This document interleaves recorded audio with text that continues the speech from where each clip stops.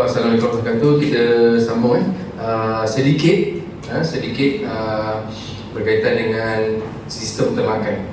Tadi kita dah first half, kita dah tahu dah cycle dia sikit. Saya harap dapat So insyaAllah kita akan continue sedikit berkaitan dengan kaedah ternakan. Kaedah ternakan udang marine, udang marine.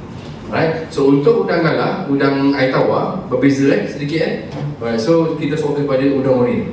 Okay, so kaedah ternakan udang marine. Okay, so biasanya kita ada 3 sistem atau 3 jenis kaedah ternakan. Alright, yang pertama extensive. Extensive ni macam so-called macam tradisional lah.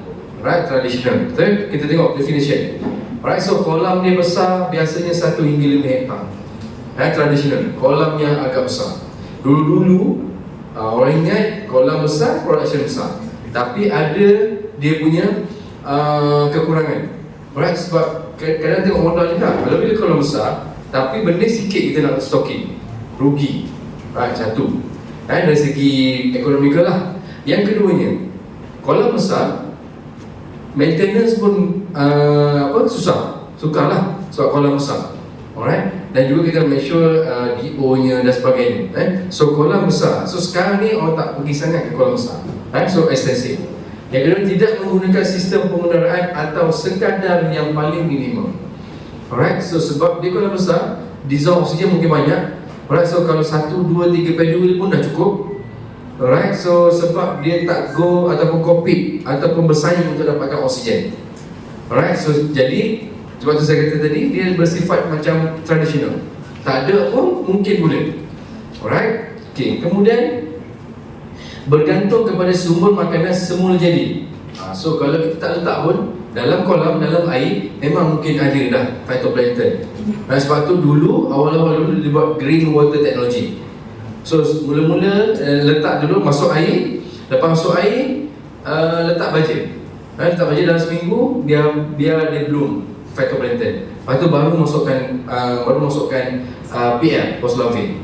Sebab post larvae akan makan lagi yang kecil-kecil tadi.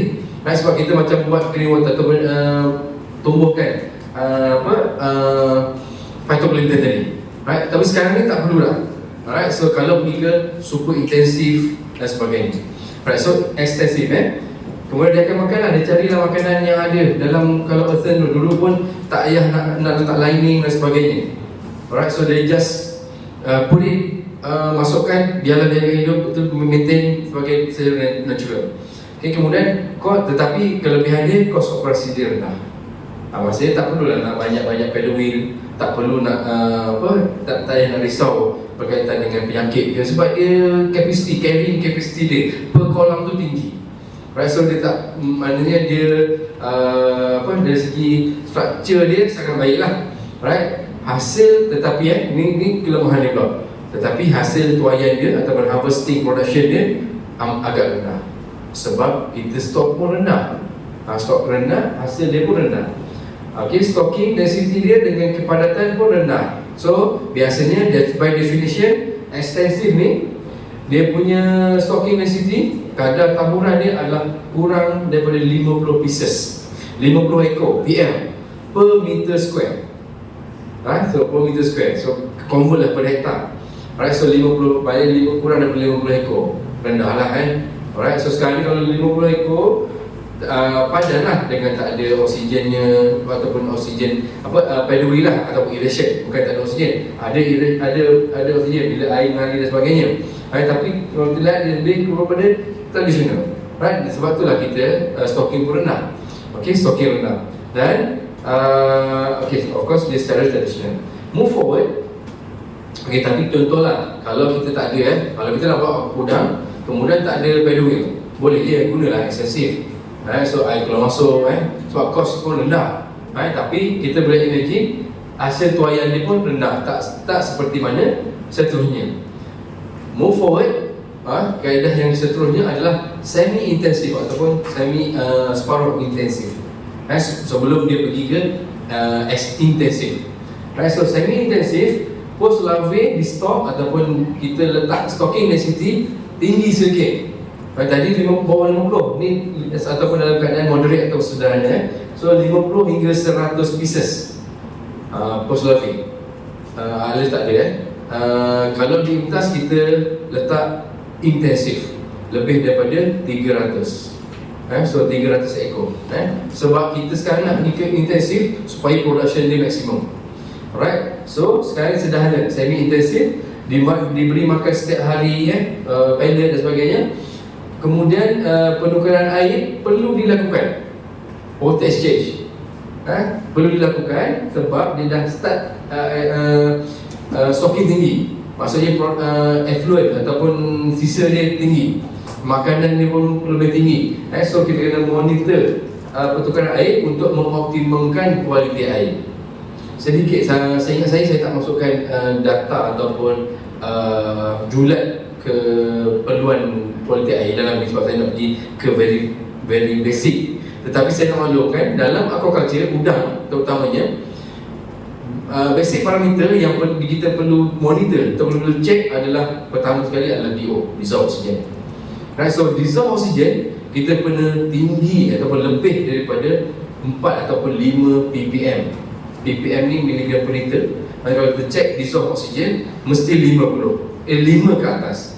Right, so kalau kita check dengan YSI, dia punya DO, dissolved oxygen dia rendah daripada 4, 3, 2, 1. Sebab tu kita takut tadi kan, malam dia rendah, so dia akan mati. So by principle DO kena lebih tinggi daripada 4 atau 5 ke atas. Right, so that's why kita perlu letak aeration. So kalau malam dissolved oxygen, oksigen terlarut 3, dia akan rendah lagi, so dia akan matilah. So pertama dissolved oxygen sebab menafas tak ada. So bila nafas tak ada mati lah, pertama. Yang kedua adalah temperature. Alright, so temperature. So temperature yang terlalu tinggi ataupun temperature yang paling terlalu rendah, jadi dia sebut 28, 26, 33 kan? Dia begitu kan, 33. So kalau terlalu rendah, production akan slow. Right, dia akan hibernate atau slow. So kalau terlalu tinggi dia akan stress. So biasanya kita akan check pH juga. Yang ketiga adalah salinity. So salinity kalau terlalu rendah pun mungkin dia akan effect pada production. Dan yang paling penting, paling penting adalah ammonia dan nitrate. Nutrient dua yang paling penting. Ammonia dan nitrate tak boleh lebih. Tak boleh apa? Tak boleh tak tengok. So kalau terlalu tinggi, lebih daripada 0.02 parameter dia, so ataupun 2 atau 1, ada yang kata boleh lebih sampai 4, boleh hidup lagi, tapi dia tak sesuai. Dia akan menyebabkan simptom-simptom yang lain. So nak kena rendah serendah-rendahnya ammonia dan nitrate, dua ni. Lepas tu ada study dari kaji juga pasal biofloc ni, so dia akan rendahkan ammonia. Sebab kita buat tukar air ni pun salah satu puncanya adalah untuk mengurangkan amonia dalam air. So dan kita tukar air, alright, so tukar air jangan terlalu banyak lah, jangan 100%. So minimum plus minus tak boleh lebih daripada 30%. Alright, so tukar air. Okey, kemudian makanan boleh diberikan dalam bentuk pellet. Pellet start boleh pellet tenggelam, dia beri ke seluruh kolam. So kalau lah pokok saya pun tak tahu mandi lepas ni berapa encik kita buat kolam. So buat kolam ni, so kolam nak bagi makan, kolam ke tangki ke, kena bagi serata, sekata. Serata dan sekata lah. Maksudnya jangan bagi setempat. Kita kena, kalau kolam 5 ekar tadi, 5 ekar kita kena bersih. Larat ke kita kan? Sebab tu kolam sekarang ni tak perlu besar-besar. Right, so kalau tangki kecil tak apalah. So kita kena sekata, maksudnya sekeliling ni kena pergi sikit kita kena bagi. Sebab udang dia akan pergi ke sini. So kalau katakan kita beri satu tempat sini kan, alright, kemudian udang tempat lain sini, dia akan lari sini. So mana yang dekat dia akan makan dulu lah. Okay, so kita kena bagi sekata, maksudnya sekeliling lah, keliling. Alright, dan juga kalau boleh diikut aliran air. Paddle wheel ni, susunan paddle wheel ni juga amat penting. Dia bukan main letak aja. So kalau kita air ni kan mengalir, so finally dia akan mengalir dalam satu flow dia. Dan flow dia menghujung kepada satu kawasan outlet. Kalau tidak, main ikut dam je lah kita letak. So dia entah ke mana entah air kita ni, effluent dia ataupun apa dia kena discharge dia lah. Alright, so senang untuk kita maintain dan juga makanan. Okey, itu makanan. Yang seterusnya adalah kita kena monitor menggunakan feeding tray. Sebab tu kalau pergi ke INTAS ataupun di mana-mana lah di HUD, kita ada feeding tray untuk kita tengok untuk kita tengok satu selera udang kita makan ke tidak. Sebab tu penting untuk kita bagi makan hari ni mungkin berbeza untuk esok, atau lusa, ataupun biasanya kita akan advise dalam seminggu sekali, ataupun sehari beberapa kali lah, untuk kita tengok berapa makanan kita perlu beri kepada ternakan. So kalau kita bagi terlalu banyak, lebih kita pakai tray, kemudian tray tadi after 1 hour, after 2 hours tengok banyak lagi, maksudnya udang tak makan. So tak makan maksudnya ada something. Kalau kita nak sampling, takkan kita nak kasnet ataupun nak jala semua kan. So kita baik ada tray tu akan menunjukkan okey berapa banyak makanan kita bagi, dan juga dimakan ke tidak. So kalau tidak, dia akan wasting our feed lah untuk makanan. And last but not least adalah hasil yang agak sederhana dengan kos yang agak sederhana, bergantung pada kos operasi kita lah. Alright, seterusnya okay, so ini yang kita implement di INTAS dan juga di kebanyakan kolam grow out. Alright, dengan kaedah intensif. Satu ada lagi super intensif, dan sekarang ada dua lagi, super intensif dan super intensif. So dia dah makin banyak, lagi tinggi stocking. Tapi sebab kita kena tahu sistem kita, setakat mana dia boleh pergi. Alright, so sistem ni saya contoh masa KSU datang dengan OIB kali tempoh hari. So masa ni kita baru selesai set up INTAS. So kolam kecil atau tangki dan biasa kurang daripada 0.5 hektar, tak perlu besar. So tak perlu besar tapi production tinggi. Itu yang kita nak. Maknanya cost operasi rendah, tapi production tinggi. Menggunakan aerator perlu. Yang ni tadi kan yang ekstensif tak perlu. Semi intensif mungkin kena, mungkin tak. Tapi yang ni wajib. Wajib sebab dia rendah, stocking tinggi, dia kecil, stocking tinggi. So dia perlu aeration dan sistem kitaran air yang memerlukan sistem biosecurity yang tinggi. So lebih lagi lah. Okay. Kemudian 100% bergantung pada makanan buatan berkualiti atau pellet, formulated pellet. So commercial pellet. So kita boleh try. So misalnya kalau high protein lagi better untuk kita guna. So 100% dapat KPL. In fact kita guna ada tak dia? Kita guna apa, PL ke super PL? Yang stok ni super PL. Super PL. PL 20. So dah super PL. So super PL nama pun super ni kan. Superman lah, super kan. So nak cepat lah ni. So super PL, so mungkin kita target kalau dulu 90 hari, mungkin 70-80 hari dah boleh production. Sebab dia dah kita dah beli, dah super PL, dah besar sikit lah. Okay, so 100%. Memang kita bagi makan terus.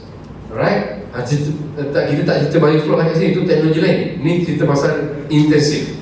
Alright, dan post lamin di stok tadi sampai ke 100 hingga 200 kan. So ni 100 hingga 350. Dan kita stok dekat INTAS sebanyak 350. Plus minus lah.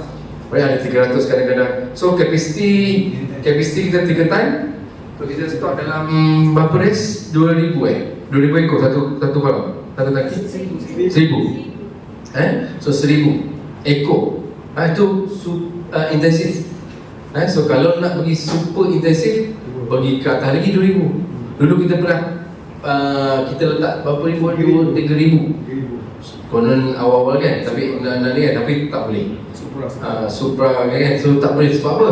Sebab dia compete dan penjagaan dia, sistem kita tak capable lagi untuk pergi kepada very high stocking. Kemudian perusahaan sangat rapi, kualiti air, oksigen, kesihatan dan sebagainya lah. So dan hasil bawah ni hasil sangat tinggi, tetapi kos juga semakin tinggi. Sebab dah kena ada pandemik. Satu mungkin tak cukup. Alright, pedal wheelnya, traynya, kemudian water intake dia dan sebagainya. So yang ni biasanya setakat ni yang saya pergi, kebanyakan kolam-kolam komersial adalah menggunakan intensif. Dia takkan ke bawah. Semi intensif dan ekstensif dah sangat jarang. So sekarang intensif dan ke atas. So kebanyakannya gitu So sebab tu kita kepada kelestarian dan sebagainya. So memang kalau udang lebih kurang intensif ke atas lah. Alright. So itu adalah sistem. Saya tak pergi kepada super intensif dan supra intensif, lebih detail dan juga dia beza dia lebih kepada stochastic dan sistem. Sistem kita nak bangunkan. Alright. Mungkin part terakhir bagi sesi pertama kita, part terakhir, penyakit-penyakit yang sering berlaku atau menyerang ternakan udang meri.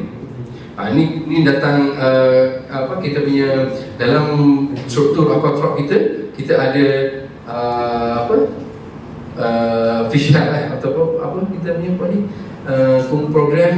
program kesihatan ikan dan program keselamatan makanan. So biosecurity lah. So yang ni checking.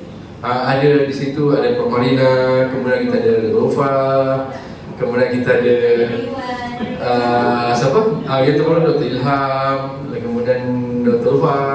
So itu so serangan penyakit. Dan juga kita ada pakar dari segi teknikal pun Dr. Iwan, kemudian kita ada Cik Suhaili. Lagi siapa yang buat operasi? Dua lah. Wahidah. So tu pakar-pakar orang kata parasit. Cik Suhaili. Zaman saya. So kita tanya pasal histo Suhaili. So boleh So ini adalah penyakit yang biasa. So di mana di sini kita akan lihat beberapa penyakit yang sering berlaku lah. So mungkin Dr. Iwan boleh betulkan saya. Kalau kena serangan penyakit, boleh makan lagi kan? Boleh dimasak juga. Boleh makan lah. Tapi kalau ikut kita punya ni, kalau ada penyakit tak digalakkan untuk makan lah. Tak digalakkan untuk makan. Ikut etika ni. Okey. Okey, baik etika sebenarnya kalau bukan udang saja, ikan pun sepatutnya kita kena lupuskan udang atau ikan tersebut. Anam atau bakar. Sebab dia penyakit. Bila kena penyakit, sepatutnya kita tak boleh nak, kalau boleh tak, dia tak akan menyakit kita, tapi dia akan menyakit pada air udang yang seterusnya. Jadi sepatutnya kita kena lupuskan semua dulu. Sebab dia bawaan air. Bila bawaan air, kalau ada contoh black spot disease, ni virus. So virus tadi akan berada dalam kolam tu. So keseluruhan kolam tu, kalau kolam ni kena, kolam sebelah pun akan kena, kolam sebelah pun kena. Jadi by practical dia tak boleh jual. Dan mungkin ada simptom yang dia tak besar pun, tak boleh jual pun. So in this case, mungkin biosecurity tu penting dan kita kena orang kata lupuskan dia sepatutnya. Saya share sikit program international dulu kita dapat supplier, kemudian kita ambil prosedur yang sepatutnya, kita test lab. Okey, test kita ada dapat EHP penyakit tu masa kolam Mamail EHP dekat 200,000 ekor. So kita dah commit dan dapat warranty lah basically. Dan dapat supplier memang akan bagi lah. Sebab kita tak, dia kata free disease.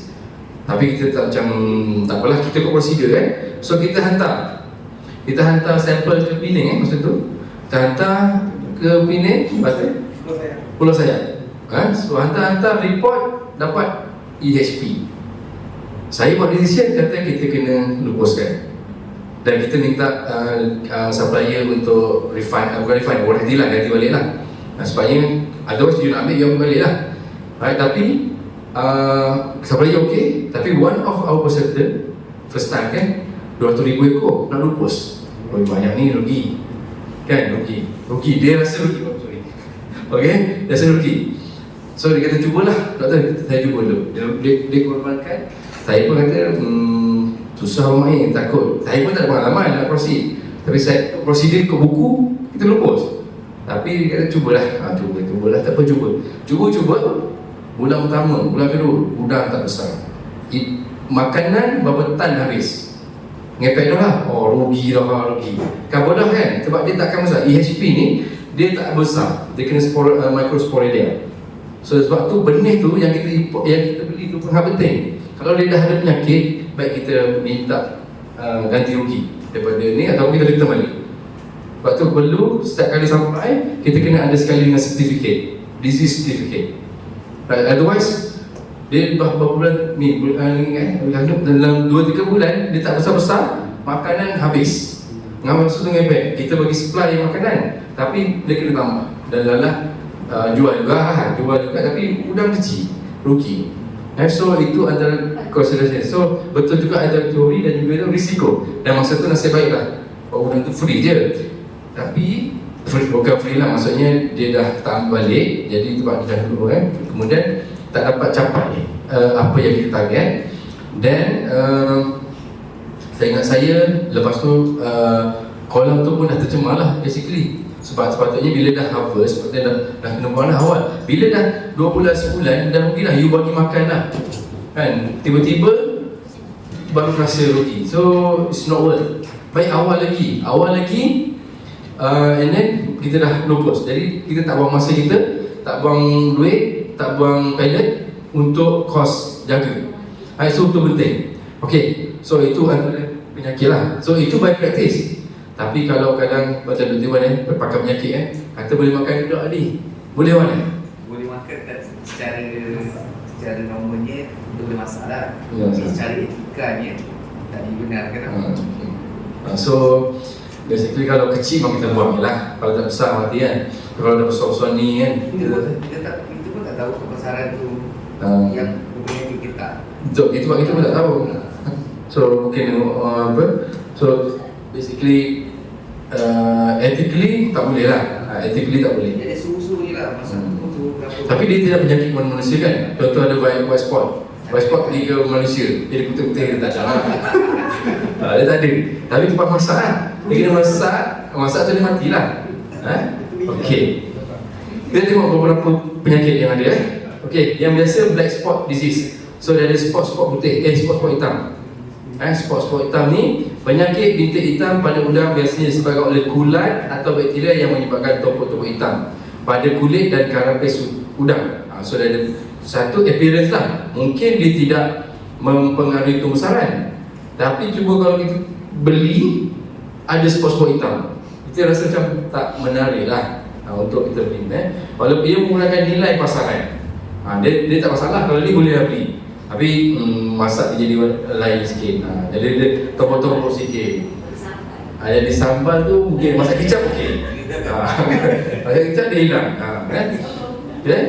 Walaupun tidak selalu menyebabkan penyakit, dia selalu tak efek dari segi pembesaran. So dari segi production okey, tapi dari segi commercial appearance tu tak okey. So kalau macam ni, alamak, kita pun tengok kalau kat main dia tu kalau ada pepper hitam mesti kita rasa macam tak beli kan. Mesti ada something wrong. Dan penyakit ini berkaitan dengan kualiti air yang buruk, punca ataupun kecederaan mekanikal. So, sama ada dia virus, kulat atau bakteria. Kalau kulat, mungkin disebabkan penyakit fungus kat sini. Okay, so mungkin dia boleh verify lah yang ni Right. Yang pertama, black spot Yang kedua, virus Taura virus. Bila virus tak ada yang baik. Semua virus adalah jahat. Alright. So tak ada So kalau bakteria kulat, dia ada fungus, dia ada bakteria yang pathogen dan non-pathogen. Tapi kalau virus, semua is not good.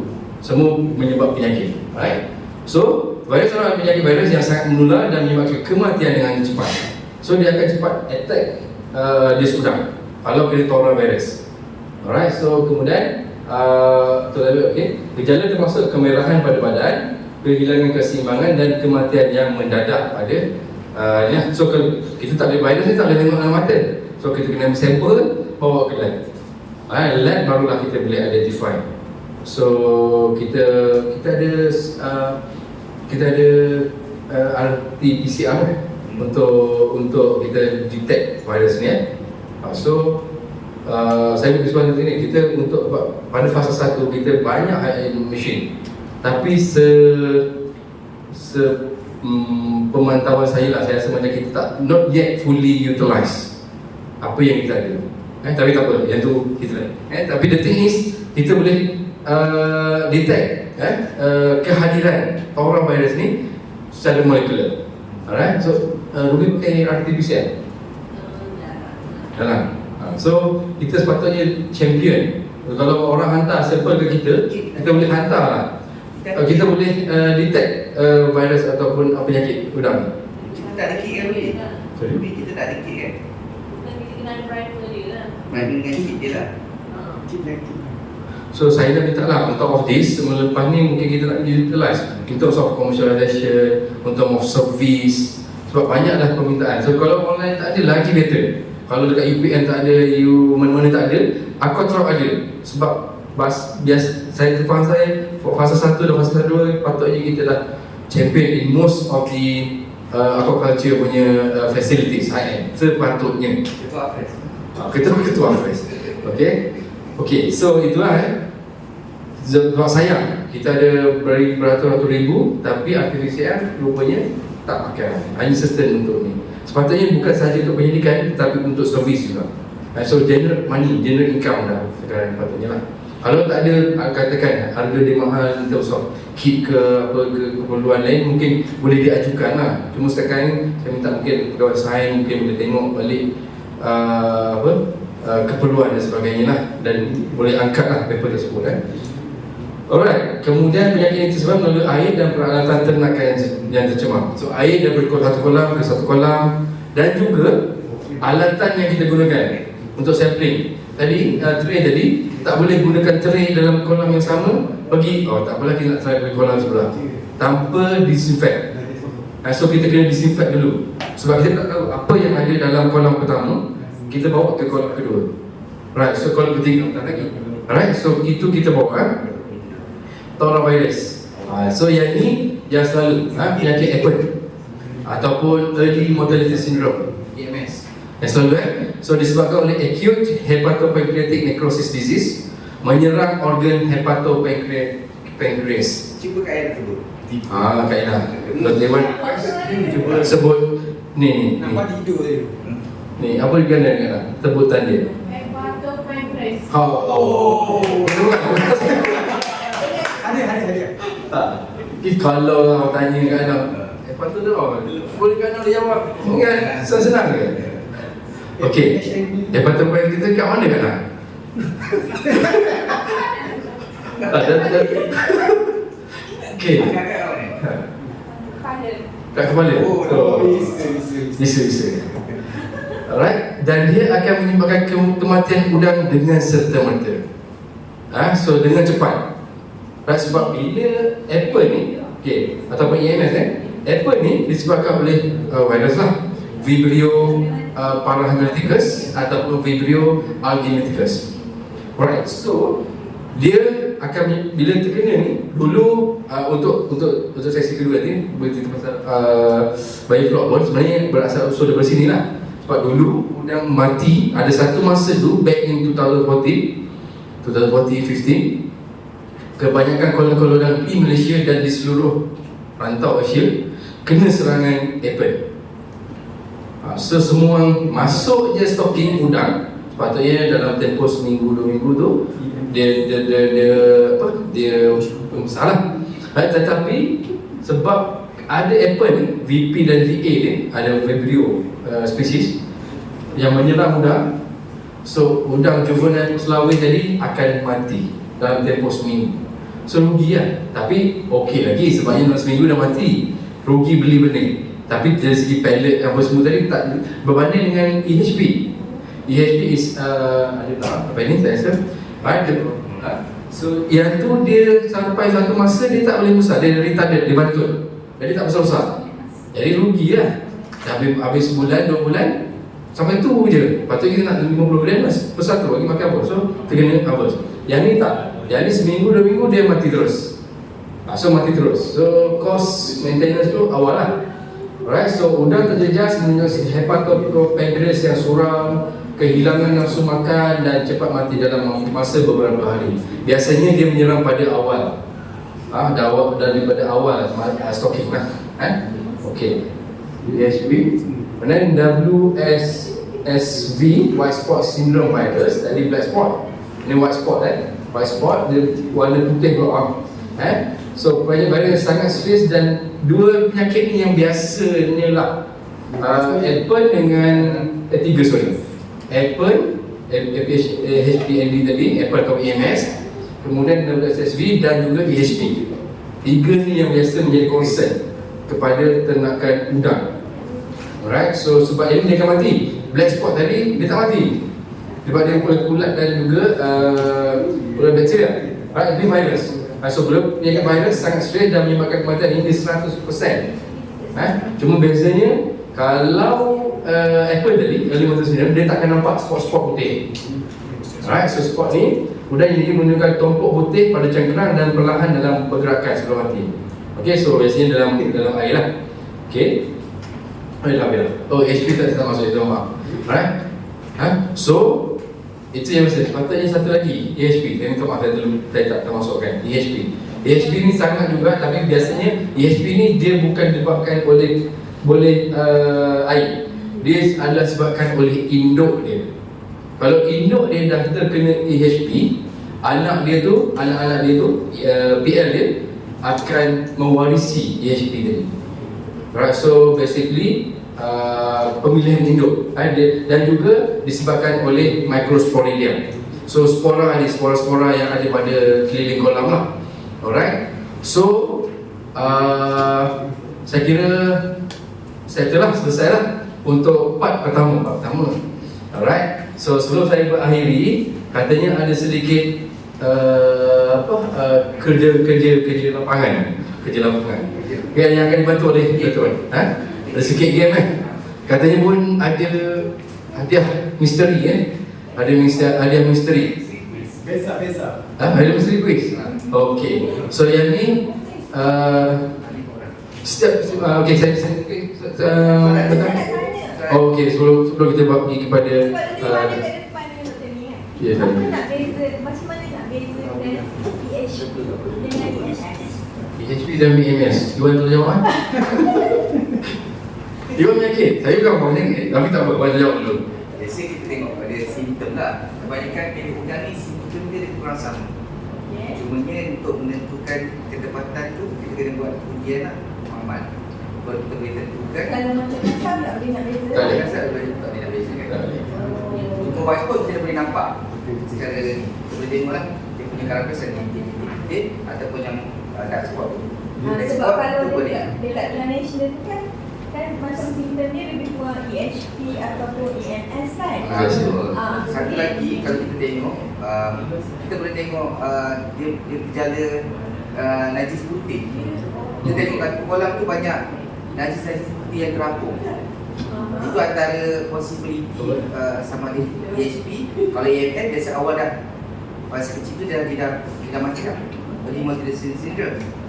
Untuk HP ni dia membesar, dia hidup, tapi ada pada satu tahap dia terjebat. Dia beritahu dia anak benih tak nampak.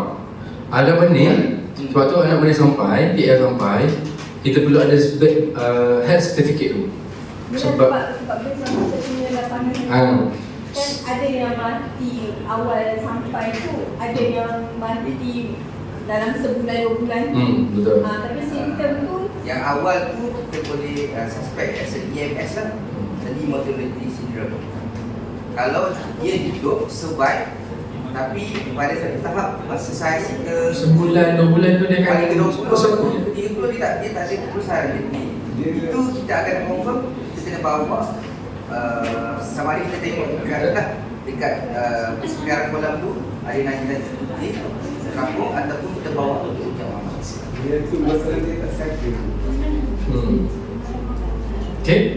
Cuma itulah Kailan nak tanya kan? IMS dulu minggu lagi. Okay, Kailan. Okay, man. Alright, so mungkin sedikit latih to be pula. Okay. Mix and match. McDonald kan?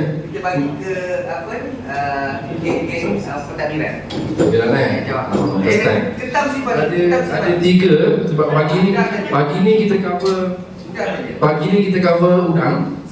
Right, so Iwan letak ada gambar dan juga nama. Nama saya ni mana dia? Ha? Ni jawapan nak ke? Oh, Ana. Okey, so ni kena Magosis, Pandangan Shrimp. Eh? Oh, ingatkan ni. Tadi saja nak bagi salah. Betul ke? Ha, betul okey. Middle je. Oh, okey. Semua.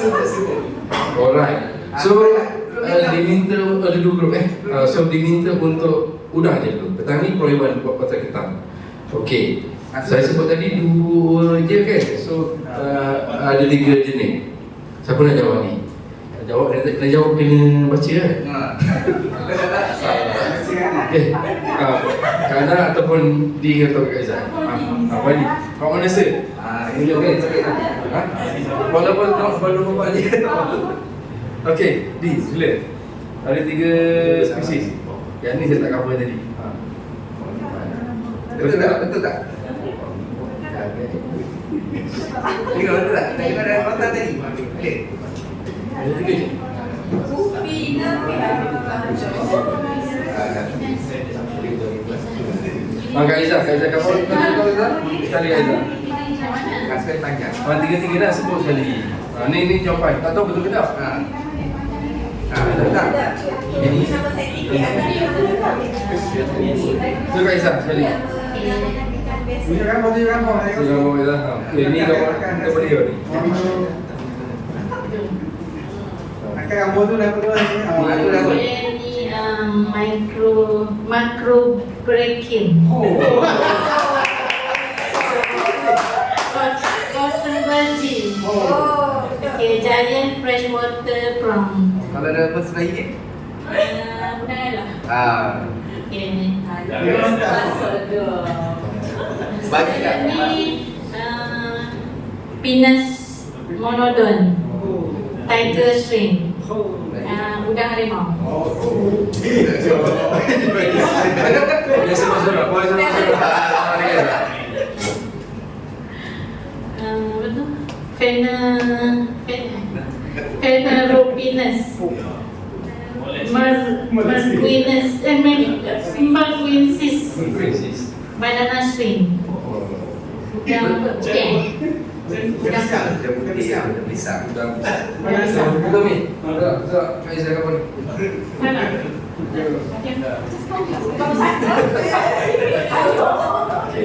So, lepas ni boleh tak boleh orang masa buat surat tu Kak Izzat. Betul dah, rasa macam tu kalau apa lupa dia sebenarnya. Satu lagi mungkin pronunciation, kalau ada double I sini dia panggil rasa menjai. So kalau Vibrio Hawaiian dia ada double word Hawaiian. Lagi apa? Hawaiian, rasa menjai. Jadi kalau tak ada dia jadi tak apalah monodon atau monodosis. Bagus aku tahu dia spesies. Dan juga penulisan kalau perasan kalau scientific name dia kena Itali kalau komputer, kalau kita menulis pakai alis sendiri kan. Itali ke tak Itali pun sama je kan. So kita kena underline untuk scientific name. Nama scientific. Semi kata betul tadi. Alright, so udang harimau, udang putih dan juga udang putih pula. Medusis dan juga udang galah.